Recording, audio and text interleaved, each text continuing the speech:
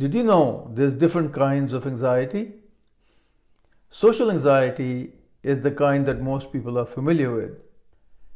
But although clinical literature doesn't quite talk about it in this fashion, there's also situational anxiety. And then there's generalized anxiety, which is a phenomenon all unto itself. My name is Alexander, and I specialize in the treatment of anxiety, depression, and post-traumatic stress disorder. So before we talk about anxiety in detail, let's see if we can define what we are talking about when we mention this subject of anxiety. Generally, when you're talking about anxiety, we're referring to a very specific cluster of symptoms that a person experiences when they have this phenomenon happen to them. So this cluster of symptoms is characterized by nervousness, agitation, restlessness. Sometimes people will talk about experiencing heaviness in their chest, having difficulty breathing. There is an inability to calm oneself down, inability to settle. And often, along with all of this, is also associated sometimes an overwhelming desire to get out of the anxiety-provoking situation. So, in a sort of general sense, this is the cluster of symptoms that typically emerges when a person is experiencing anxiety, and this is what they're talking about. If the anxiety gets really high, there can be other symptoms that can come into the picture. For example, a person can feel dizzy or nauseated, or they may experience rapid heartbeat, an increase in their perspiration. They may experience a dry mouth syndrome. And if that's happening, that generally means that anxiety is running pretty high.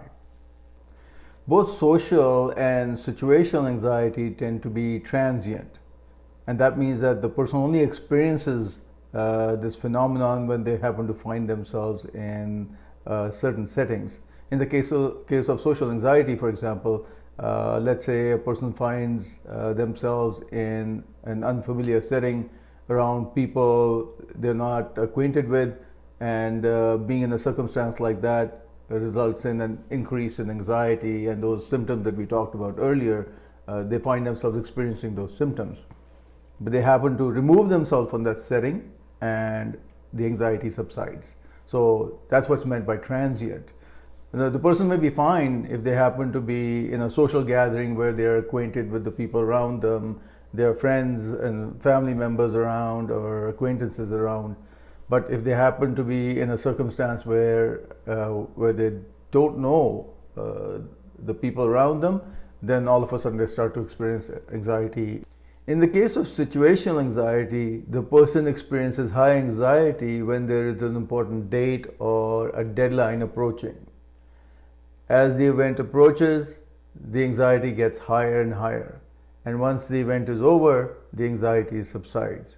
So earlier we said social and situational anxiety tend to be transient. And so that's what's meant by transient. The anxiety comes and goes. So I would say most people have some degree of social and situational anxiety. But at times anxiety can get so bad that it can become a disorder. And that's when it becomes a problem. So what I mean by disorder, and you might have heard this term before, typically we use this term when the symptoms have gotten so bad, the situation has gotten so bad that it's interfering with a person's normal day-to-day functioning.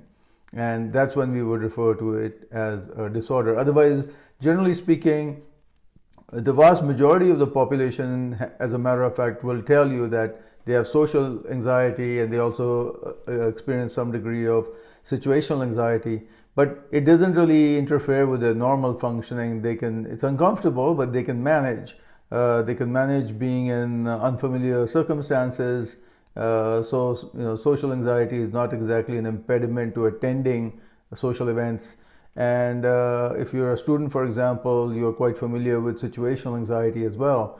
And so even though you may experience situational anxiety, it's not so bad that actually it makes you physically ill, which can happen with some people when they're experiencing when they're facing important deadlines or important dates of some sort or exams and so on. So while most people have some degree of social slash situational anxiety, most people do not have generalized anxiety. This is a wholly different phenomenon, and only a small subset of the population suffers from this particular malady. In this particular case, the person is virtually always anxious. And in some respects, I could say this is worse than the other two kinds of situations, because it doesn't matter where the person goes, there is no relief. They can't get away from it. They're virtually always anxious, they're always tense, they're always nervous.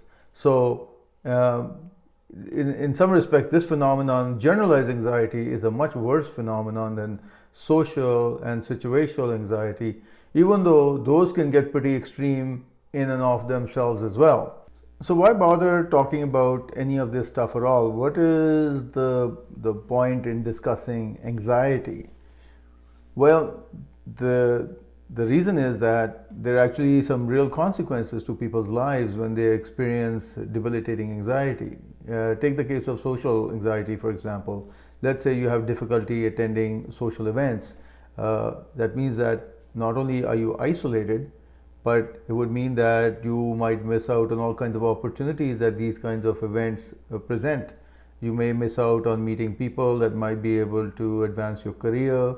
You may miss out on information that often gets shared at social gatherings. So it creates a real deficit in your life. In the case of situational anxiety, you may end up underperforming repeatedly in say interviews, for example, or it may impact your exams negatively because your anxiety level is so high. You keep underperforming on your exams and tests. So there's actually a very real consequence. And in the case of generalized anxiety, for instance, because of the anxiety, people shy away from all kinds of situations, and they're so focused in on themselves that they miss out on what's going on around them, and they'll avoid taking on tasks or opportunities because these sort of things, taking on additional tasks, causes an increase in their anxiety. So they keep fending off things that they would otherwise have taken on, that would advance them in life, improve their socioeconomic status, advance their careers further. So when we are talking about anxiety, it's not a small thing. It can have a very dramatic and a very significant, lasting impact on a person's life. It can impact their life in a real global sense. People who live with debilitating anxiety will tell you that they often feel like they're two separate people. On the inside, very carefree, extroverted, and desirous of living freely, but in reality, in actual fact, they tend to be very cautious and nervous and very, very closed off from the world around them. And that's really unfortunate, because what that means is that their potential never really gets to develop fully. They never really get to experience the world in the way that they would want to. They never really get to grow, and they never really get to express themselves fully. And that really is unfortunate. It's particularly unfortunate given the fact that psychological treatment for anxiety is actually, in fact, very effective. We can accomplish a lot with psychological counseling for anxiety. A lot can be done to reverse the process so that people can live freely and the way they actually want to live their lives. So I really hope this video has been of some help to you. In my next video, we'll talk about what treatment for anxiety should look like. Until then, take care.